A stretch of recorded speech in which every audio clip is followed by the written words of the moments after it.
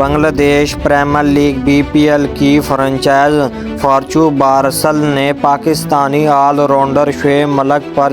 Match fixing کے الزام کو بے بنیاد قرار دے دیا۔ سوشل میڈیا پوسٹ کے ذریعے یہ دعویٰ کیا جا رہا ہے کہ مبینہ طور پر فکسنگ کے شبے کے بعد شعیب ملک کا فارچو بارسل سے کانٹریکٹ ختم ہوا۔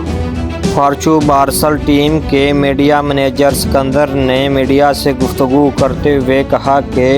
شعیب ملک کے حوالے سے بنگالی میڈیا کا دعویٰ اور اطلاعات کو بے بنیاد قرار دیا ہے۔ میڈیا منیجر سکندر کا موقف یہ ہے کہ شعیب ملک 6 فروری کو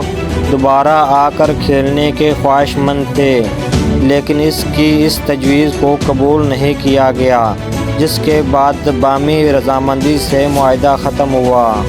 دوسری جانب میڈیا سے بات کرتے ہوئے شعیب ملک نے میڈیا رپورٹ کو غلط ٹھہراتے ہوئے کہا کہ پہلے سے ہی ذاتی مصروفیات کی وجہ سے دبئی میں ہوں، واپس جا کر کھیلنا چاہتا تھا، لیکن لیگ انتظامیہ راضی نہیں ہوئی، باقی سب باتیں بکواس ہے۔ واضح رہے کہ شعیب ملک نے ایک اوور میں 3 نو بال کروائے تھے، جس کے بعد سوشل میڈیا پر میچ فکسنگ کے الزامات لگائے جا رہے تھے۔